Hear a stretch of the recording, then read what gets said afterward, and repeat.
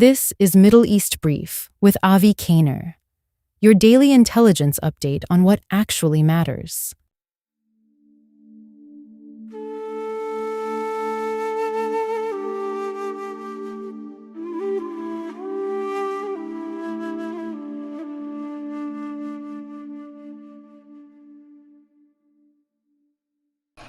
Today is part one of a two-part series about what I believe could be an important evolution in Israeli politics. Today, I want to focus on the bigger social change. In part two, we'll follow the votes. Israel goes to the polls in October, and we'll look at whether increased Arab participation could change the balance of power in the Knesset, determine who gets to 61 seats, and perhaps even help decide who becomes Israel's next prime minister. But first, something deeper is happening. Yoav Segalovitz, a Jewish Israeli and former senior police commander, is reportedly considering joining Mansour Abbas's Ra'am party. Think about that. A Jewish Israeli potentially joining a party led by an Arab Muslim Israeli. Arab Muslim Israelis potentially voting for a Jewish candidate. And perhaps eventually the movement goes the other way too, with Arab Israelis increasingly joining and voting for mainstream Israeli parties, even Likud, when those parties reflect their beliefs and meet their needs. That could tell us something important about the maturation of Israeli democracy. Modern Israel is approaching 80 years old. Most Arab citizens of Israel were born there. Increasingly, so were their parents and their grandparents. Israel is the country they know. It's where they went to school. It's where they work, where they pay taxes, where they build businesses, where they raise their children, and where they vote. They may identify as Arab, Israeli, or some combination, but their political priorities increasingly include the everyday concerns that drive voters everywhere. And those include crime, jobs, housing, schools, municipal services, the cost of living, economic mobility, and, most importantly, the future of their children. The numbers are striking. A Tel Aviv University survey this year asked Arab citizens to identify the most urgent problem facing Arab society in Israel. More than 71% said violence and crime. Only 8% chose the Palestinian West Bank and Gaza issue.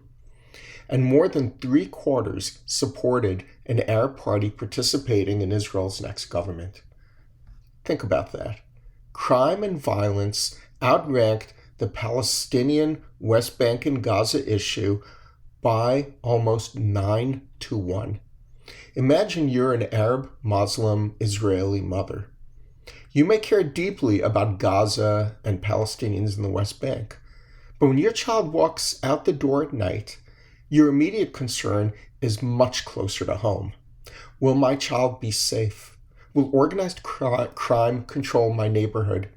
Will the police protect my family? Are the schools good enough? Can my children find good jobs? Can they afford homes? Those aren't Jewish issues. They aren't Muslim issues. They're Israeli issues. And that brings us back to Segalovitz. He spent most of his career fighting organized crime. He served in the IDF paratroopers, rose through the Israeli police, commanded Lav 433, which is Israel's FBI, and later served as Deputy Public Security Minister. In government, he was deeply involved in efforts to combat violence, illegal weapons, and criminal organizations in Arab communities.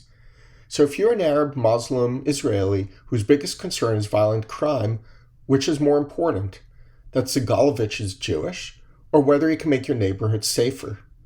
Now, turn the question around. If you're a Jewish Israeli who wants Arab citizens more fully integrated into Israeli society, why should the fact that Ra'am is led by an Arab Israeli automatically prevent you from voting for it? Maybe it shouldn't. Perhaps this is what political maturation looks like. Israeli politics has historically been heavily influenced by identity. if you were Jewish or Arab, religious or secular, Ashkenazi or Mizrahi. But after nearly 80 years, perhaps politics can increasingly become less about asking, who are you? And more about asking, what do you believe? What will you do about crime, housing, education, the economy, national security? What will you do for my family and my country? Mansour Abbas already broke an enormous barrier. In 2021, his party became the first independent Arab party to participate in an Israeli governing coalition. His approach was pragmatic. Arab citizens shouldn't have to wait for the Israeli-Palestinian conflict to be resolved before improving their own lives. They are Israeli citizens today. They need safer streets, better schools, housing and infrastructure, economic opportunity today. So, use political power today. Segalovitz, potentially joining Ra'am, could represent the next step. Not simply an Arab party joining a Jewish-led coalition, but an Arab-led party putting a Jewish Israeli on its own Knesset list. And importantly, this can work in the other direction as well. Why should more Arab Israelis join Israel's mainstream political parties? Imagine an Arab Muslim Israeli who is conservative. He supports a strong military. He believes in free enterprise. He is religious and socially traditional. He wants lower taxes and greater economic opportunity. And he wants a government to destroy the criminal organizations terrorizing his community. Why couldn't he vote Likud? Why couldn't he someday become a Likud member of the Knesset? The same principle applies to the center and to the left. An Arab Israeli shouldn't automatically be expected to vote for an Arab party because he is Arab, any more than a Jewish Israeli should automatically vote for a particular party because he is Jewish. Integration shouldn't mean bringing Arab Israelis into one political camp.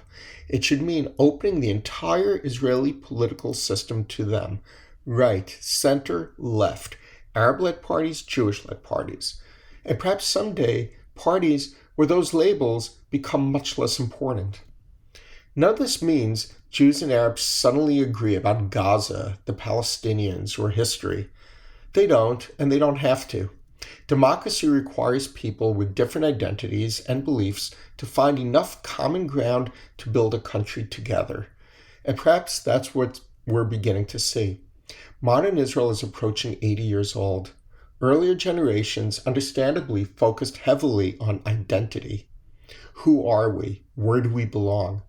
Later generations can increasingly ask, how do we make our country better? How do we make our neighborhoods safer? How do we create opportunity? How do we give our children better lives? That's why I find that 71% figure encouraging. Demanding better policing, better schools, better roads, and greater economic opportunity isn't a rejection of Israel. In some ways, it's the opposite. You demand those things because this is your country too. Maybe someday a Jewish Israeli joining an Arab-led party won't be news. An Arab Muslim Israeli joining Likud won't be news. People will choose parties because those parties represent their beliefs and their needs. Voters will ask, can this person make my community safer? Can this person create opportunity for my children? Does this person share my beliefs? What will this person do for Israel? If Yoav Segalovitz joins Mansour Abbas and Ra'am, it could be another small step toward an Israel where political affiliation is determined less by what you are and more by what you believe, what you need, and what kind of country you want Israel to become. And the real success will come when that movement works both ways. Jewish Israelis comfortable in an Arab-led party, Arab Israelis equally comfortable in Israel's mainstream parties, including the political right. That would be good for Arab Israelis, good for Jewish Israelis, and good for Israel. But that's part one. In part two, we'll turn to the upcoming election. Arab citizens are roughly 1/5 of Israel's population. What happens if turnout rises? What if Ra'am attracts Jewish votes? What if more Arab voters support mainstream parties? Who gains seats? Who crosses the threshold? Who gets to 61? And ultimately, could Israel's Arab citizens help determine who becomes Israel's next prime minister? That's part 2 of the Middle East Brief. This is Middle East Brief with Avi Kaner. If you want clarity, not noise, follow and share. Continue the conversation on X at Avi Kaner. Back tomorrow